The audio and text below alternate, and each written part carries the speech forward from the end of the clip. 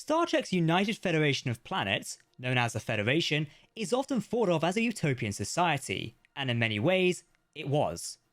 However, like any other society, it had its flaws, and nowhere were those flaws more evident than in the story of the Maquis Rebellion. The Maquis started out as Federation colonists, but war and geopolitics left them outside of the Federation's protection, trapped within the territory of the Cardassian Union. Rather than leaving their homes and relocating, as the Federation had instructed them to do so, they decided to stay and fight, beginning a years-long insurrection that pitted them not just against the Cardassians, but also the Federation itself. In this video, we'll be telling the full story of the Maquis, from their origins and dreams of statehood to their conflict with the Federation. Welcome to Trek Central, I'm your host, Captain Jack. If you want to keep up to date on the latest Star Trek news, lore and more, then make sure to hit that subscribe button to never miss a video from the team here at Trek Central. You can also follow us on social media for daily updates on the Star Trek universe. You'll find all these links below, and while you're there, consider checking out Trek Central's Patreon and supporting us on there to help make these videos. As always, please do let us know your thoughts in the comments section below, because if you're talking about Star Trek, then we want to hear about it. Okay, engage. During the 24th century, the steady tide of Federation colonization in the Alpha Quadrant led to a war between the Federation and the neighbouring Cardassian Union. Fought over a string of habitable planets that both powers claimed as their colonies, this conflict was known as the Cardassian Border Wars, and it was long and bloody. We've done a full video on the Cardassian Border Wars before, and if you want to know more about the war itself, we highly recommend checking out that video. For the interest of today's story, however, we're only here to discuss how the wars came to an end, with a truce in 2366. This truce was imperfect, however, and it left the borders between the two powers in doubt, leading to further skirmishes. These issues were only resolved in 2370, when a formal peace treaty between the two belligerents redrew the Federation-Cardassian border. This brought the war between the Federation and the Cardassians to an end, but it only worsened the situation on the actual border. Because of the adjustment of the Federation-Cardassian border, some of the Federation's colonies in the region were ceded to the Cardassians. Many more ended up in the new demilitarized zone that ran along the border, where both sides were forbidden from deploying military forces by the treaty. The Federation attempted to resettle its colonists who had been stranded on the wrong side of the border, but this only led to uproar. Many colonists were unwilling to leave their homeworlds, and they were even prepared to violently resist resettlement. The Federation and Cardassians agreed to allow these colonists to remain where they are, but this didn't fix the issue either. Not only were the colonists also unhappy about being under the rule of a totalitarian Cardassian state, but the Cardassians subverted the agreement by implanting their own settlers on the disputed colonies, who the Cardassians armed so they could drive the Federation colonists out. The Cardassian settlers poisoned the food replicators of their Federation counterparts and organised mobs to harass them, all while preparing for a more violent campaign of ethnic cleansing. In the face of these Cardassian settler attacks, the Federation could not do nothing without risking a resumption of the border wars. While they threatened diplomatic action over the incidents, nothing ever came of it, and the colonists on these disputed worlds were left on their own. Left with outside assistance, these colonists armed and began an insurrection. They acquired weapons and even starships on the black market, and they soon banded together under one banner, becoming a unified rebel force, the Maquis. In 2370, the Maquis declared themselves openly after carrying out a bombing on the Bok Nor, one of the Cardassian vessels shipping weapons to the colonists in the DMZ, and by abducting Gul Dukat. Dukat was later rescued by Commander Benjamin Sisko of Deep Space Nine, who discovered that the cell responsible was led by an old friend of his, Starfleet officer Calvin Hudson. Sisko tried to convince Hudson, but since the attack on the Bok Nor had exposed the Cardassian Central Command's violations of the treaty, the Maquis could stand down and let the Federation pressure the Cardassians into agreeing to a new treaty. But Hudson was unconvinced. He, and the other Maquis, believed that they are now at war with the Cardassians, and they intended to see their fight through to the end. They had also completely lost faith in the Federation by this point, believing that it sacrificed the colonies in the DMZ for the sake of its own security. Hoping to prevent the Maquis from causing a resumption of the border wars, the Federation intercepted and thwarted the Maquis' next attack, which was directed against a suspected weapons depot. However, although this was enough to prevent the conflict from spreading, it was not enough to prevent the DMZ from becoming a war zone. Before long, the Maquis were engaged in a full-scale war against the Cardassian colonists in the region. Although neither the Cardassian Union nor the Federation were directly involved, at least initially.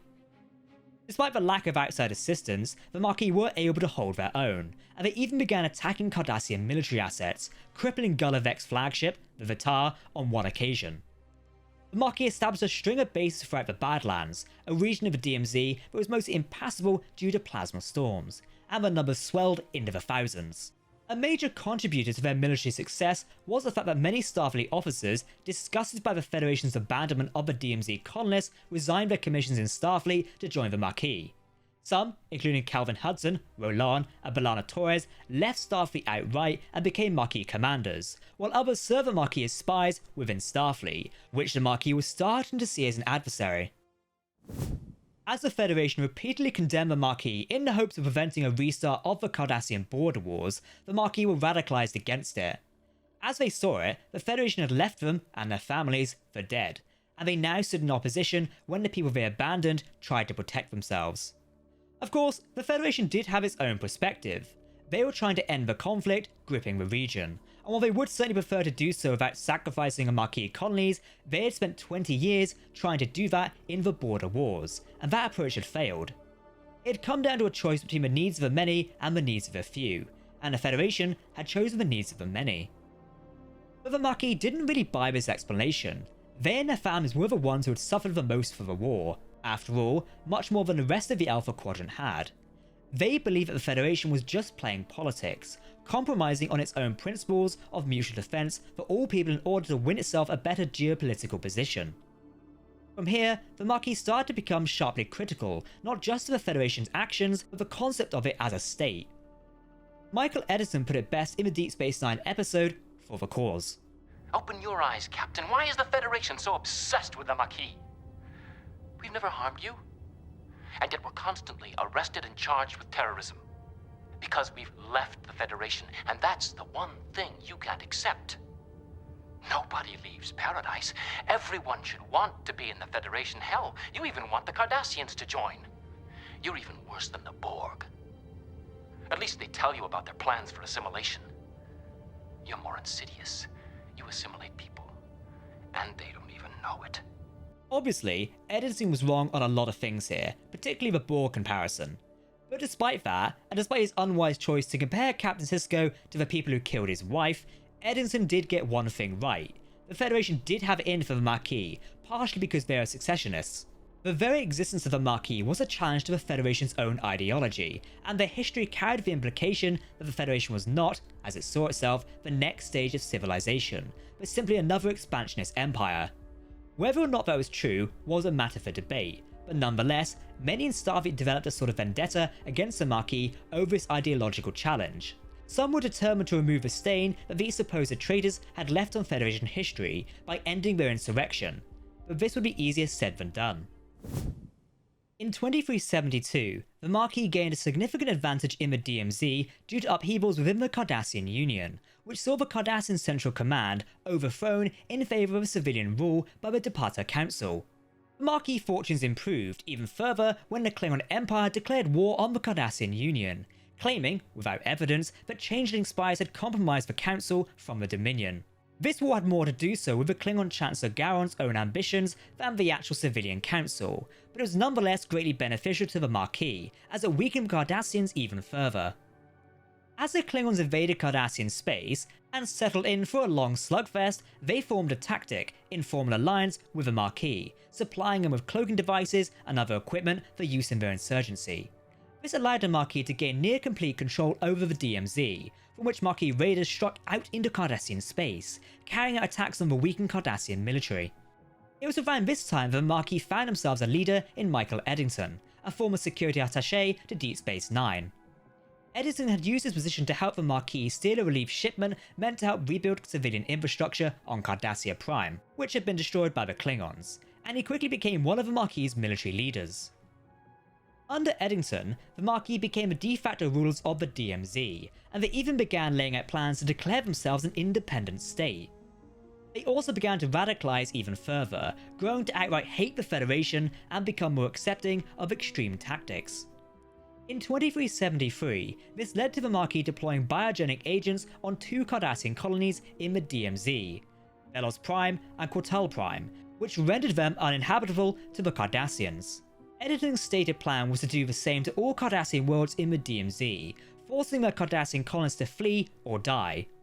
Once this ethnic cleansing was complete, the Maquis planned to claim those colonies for their own. However, this plot was quickly thwarted, ultimately leading to Eddington's downfall. In the process of defecting from Starfleet, Eddington royally pissed off now Captain Benjamin Sisko, and Sisko made it his personal mission to capture Eddington and ship him off to prison.